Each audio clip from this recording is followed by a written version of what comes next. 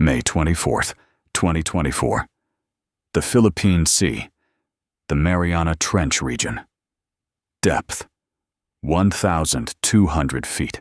There is a world beneath our world where the sun has never shone. It is a place of crushing darkness, eternal cold, and absolute silence. Here, at a depth of 1,200 feet, the pressure is over 500 pounds per square inch. It is enough to crush a car into the size of a suitcase. It is enough to snap human bones like dry twigs. In this hostile abyss, a solitary predator moves.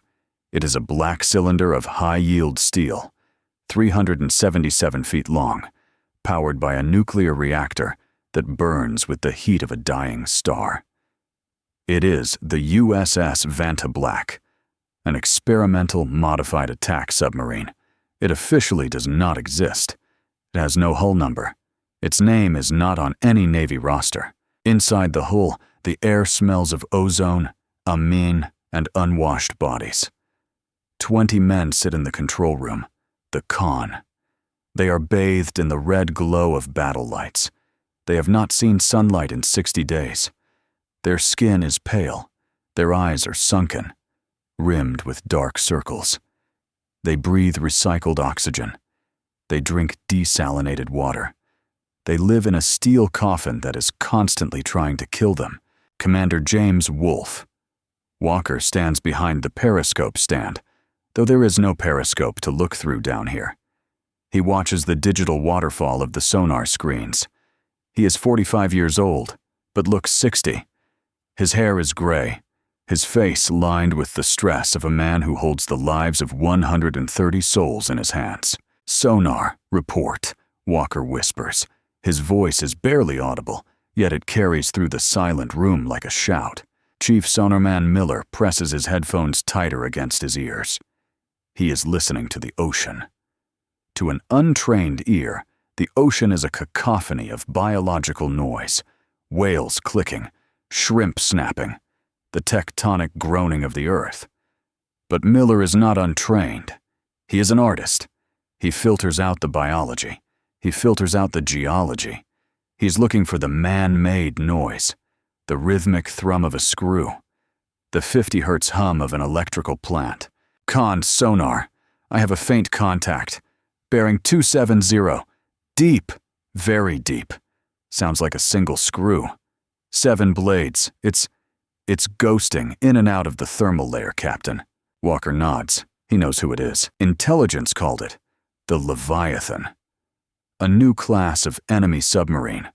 Faster than a torpedo. Quieter than a hole in the water. And it is carrying a payload that could change the balance of power in the Pacific forever. A prototype hypersonic cruise missile system capable of striking the U.S. mainland without warning. The Vanta Black's mission is simple. Find the Leviathan, track it, and if it tries to launch, kill it.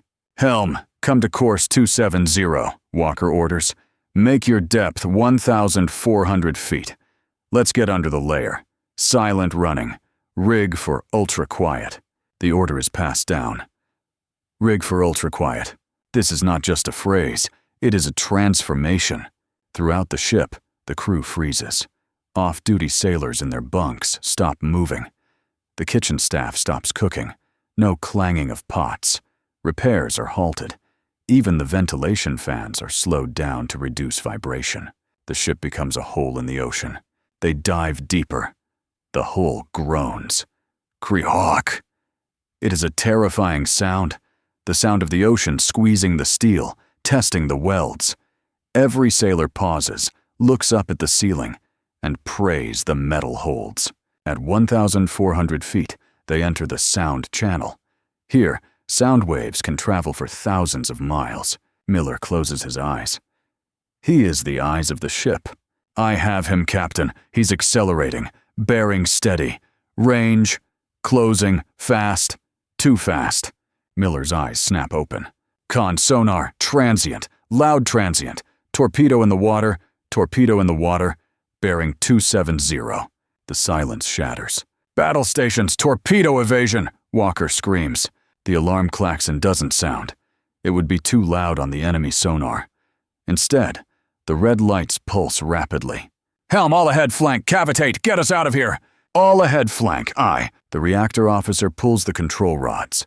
The nuclear core surges. The screw spins up, churning the water, creating a massive trail of bubbles. Cavitation. They don't care about noise now. They are being hunted.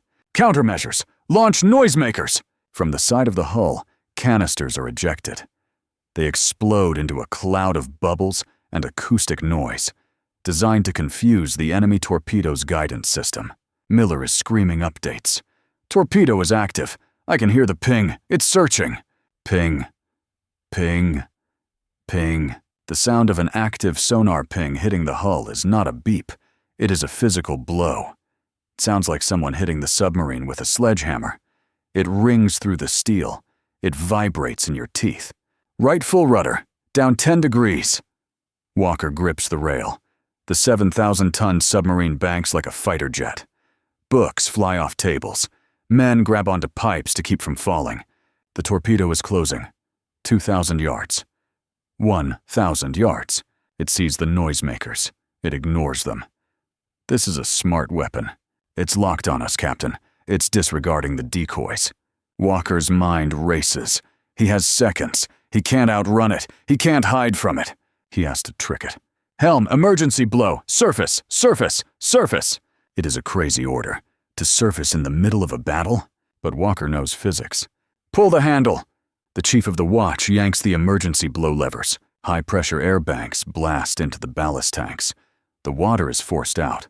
The submarine becomes positively buoyant. The nose pitches up. 20 degrees, 30 degrees. They are a rocket now, shooting toward the surface. The torpedo is programmed to track the depth and speed of a submarine. It expects a turn. It expects a dive. It does not expect a target to vertically ascend at 40 knots. The torpedo passes underneath them, missing the rudder by 50 feet. It circles back, but the Vantablack breaches the surface like a breaching whale, crashing down into the waves. The torpedo loses the lock in the chaotic surface water. Its battery dies. It sinks harmlessly into the abyss. "Dive! Dive! Get us back down!" Walker yells. They are vulnerable on the surface. A sitting duck for satellites or aircraft. The vents open. The ocean rushes back into the tanks. The sub slips beneath the waves again. The crew is panting, sweating. The adrenaline crash is hitting them. "Damage report," Walker says. "Minor leaks in the engine room. Hydraulic line ruptured in the torpedo room. We're operational." But now, the game has changed. The enemy knows they are here. The element of surprise is gone.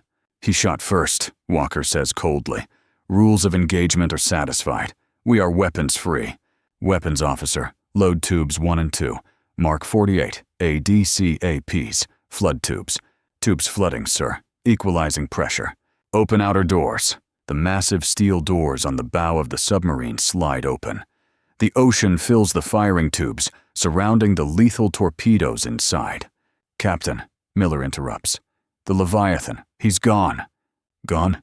"He used our own noise against us. When we blew the tanks, the acoustic wash blinded me. He slipped away." The room goes silent again. This is the worst-case scenario. A silent killer is somewhere in the dark, and they are blind. Hours pass. The tension is thick enough to choke on. The air scrubbers are working overtime, but the smell of fear is real. Walker paces. He studies the charts of the ocean floor. The Mariana Trench is full of canyons, seamounts, and volcanic ridges. "If I were him," Walker mutters, "where would I go?" He looks at a jagged ridge on the map called the Devil's Spine. It's a volcanic vent field. The boiling water from the vents creates massive acoustic distortion. It's the perfect hiding spot. "Helm, take us into the trench. Depth 2,000 feet. "Captain," the diving officer whispers. "Test depth is 1,800. At 2,000, the hull might not take it." Walker looks him in the eye. "If we don't find him, millions of people die.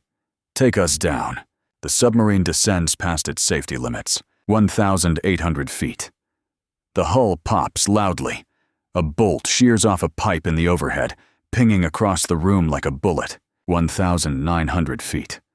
The glass on the pressure gauges is cracking. They are in the crushing dark. And there, amidst the thermal noise of the volcanic vents, Miller hears it. A tiny anomaly, a shadow in the sound. Contact, Miller whispers. Bearing 180. He's sitting on the bottom. He's waiting for us to pass overhead. The Leviathan is playing possum. Sitting on the ocean floor, engines off, waiting to shoot the Vantablack in the belly as it passes. Walker smiles. A grim, predatory smile. He thinks we're blind. Weps, do we have a firing solution? Not a clean one, sir. He's masked by the rocks. I don't need a direct hit. I need a shockwave. Walker points to a massive rock formation hanging directly above the enemy sub. Target that ridge. Set the torpedo to detonate on impact with the rock. Sir, you want to cause a rock slide? I want to bury him. Fire tube 1. Tube 1, fired. Whoosh! The submarine shudders as the heavy torpedo leaves the tube. A wire trails behind it, connecting the weapon to the ship, allowing them to guide it manually. Guide it left. Steady. Steady. Miller watches the screen. Torpedo is closing on the ridge. On the enemy submarine, they must hear it coming. They must be frantically trying to start their reactor, to lift off the bottom. But it takes minutes to build steam. They don't have minutes. Detonate! Boom! Even miles away, the shockwave rocks the Vantablack. The torpedo slams into the volcanic cliff face. Millions of tons of rock, destabilized by the explosion, shear off. An underwater avalanche descends on the Leviathan. On the sonar, the sound is horrifying. The screeching of metal tearing. The implosion of a hull being crushed, not just by water, but by a mountain. And then, silence. Just the rumbling of settling rocks. Sonar report. Miller listens. He takes off his headphones. His hands are shaking. Breaking up noises, sir. Confirmed. Target is destroyed. A collective exhale sweeps through the room. Men slump against the bulkheads. Some start to cry silently. Secure from battle stations, Walker says softly.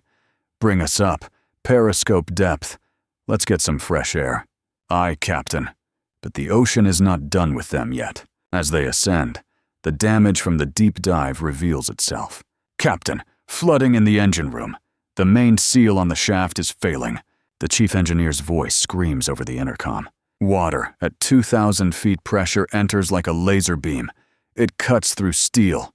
It sprays into the engine room, atomizing into a fog. Scram the reactor. Isolate the compartment. If we scram the reactor, we lose propulsion. We'll sink back down. We have no choice. If the water hits the electrical bus, we burn. The lights die. The hum of the reactor fades. The submarine is now dead in the water, heavy, drifting backwards, sinking back toward the abyss. Emergency battery, get me power. The emergency lights flicker on, dim, yellow, ghostly. Ballast tanks are empty, Captain, but we're taking on water fast. We're getting heavier. They are sinking. 1,500 feet. 1,600 feet. They are going back to the crush depth. Walker grabs the intercom. Chief, I need propulsion. Give me anything. I'm bypassing the safeties. I'm trying to hotwire the electric motor directly to the battery banks. Give me 2 minutes. You have 30 seconds. In the engine room, water is waist deep. Sailors are diving underwater to turn valves. Sparks are showering from the panels. It is a scene from hell.